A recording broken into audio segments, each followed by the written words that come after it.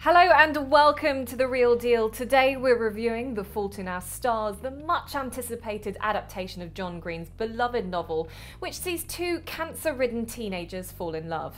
So, is this a faithful adaptation of the book? And more importantly, were man tears shed? All will be revealed after we take a look at the trailer. I believe we have a choice in this world about how to tell sad stories. On the one hand, you can sugarcoat it. And nothing is too messed up that can't be fixed with a Peter Gabriel song.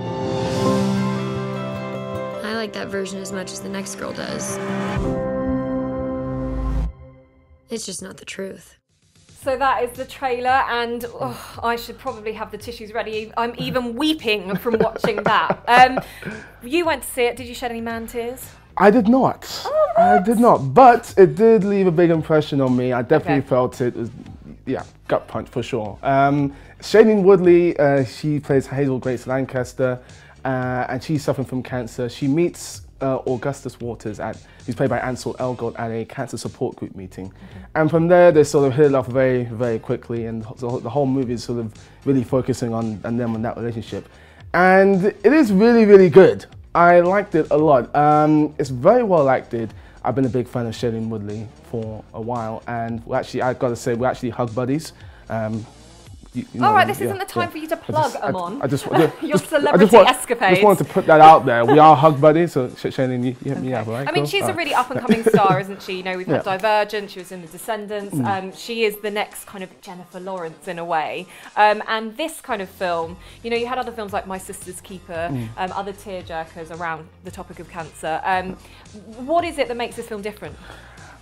The way that it looks at cancer is very mature. I mean, you look at the premise, even look at the trailer to an extent, and you think it's going to be very sappy, but it is not that at all. And it's a testament to, I think, more the actors than the script, because there's a lot of over-the-top lines in the script. It's very faithful to the book, which fans of the book will obviously love. It has a huge following for the book, doesn't huge it? Following. It actually beat Edge of Tomorrow out in the States for the #1 film. I think partially because of that. But yeah, there's a lot of over-the-top lines, but the way that the actors play it is very unsentimental, which I really appreciated a lot. I will say that one of the weaknesses is that Gus is a little too perfect at times. I mean, the guy has the right thing to say for every single situation. Annoying. The guy's got game. Put it that way. He's got game. You know, if I was Shailene Woodley, I'll fall hell of bills for this guy. And she does. And she's just a little bit too perfect. I would also say that there's a storyline where, or a plot line where we get to see more of Willem Dafoe's author, and that feels very extraneous to the plot. But the acting is exceptional. The film as a whole is exceptional. It's about really loving someone who's, you know, not long for this world, and they really get to the essence of that very, very well. Laura Dern plays Shailene Woodley's mother, Hazel Grace Lancaster's mother, and she's fantastic at sort of masking the real emotions that a mother is feeling with sort of something else, and you really feel that a lot. Yeah, and I think you really need to get the casting right for something like this. It sounds like you're happy with how the casting has gone.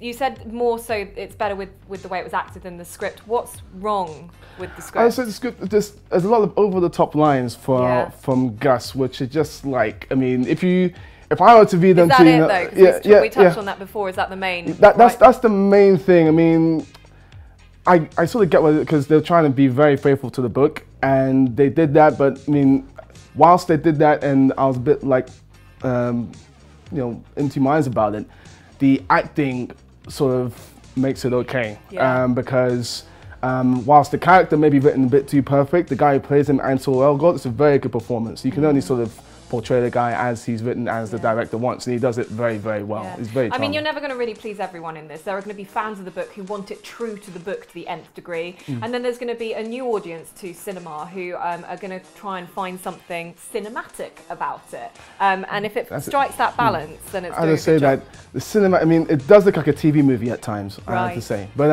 I did like the way that they sort of visualized the two, Hazel Grace and Augustus, they text quite a bit, and the way they visualize that on screen is very, very creative. I really like the way they did that.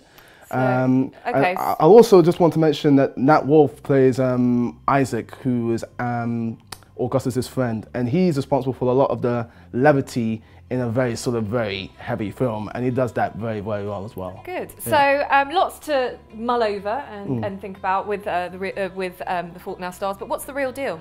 I give I give The Fault in Our Stars first. I've been into minds about giving it 3.5 or 4. I'm going to give it 4 stars out of 5. I really liked it.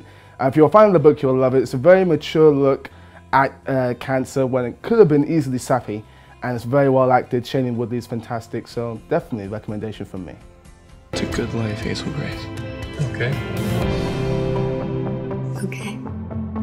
So that was the real review on The Fault in Our Stars. What is your favorite tearjerker movie?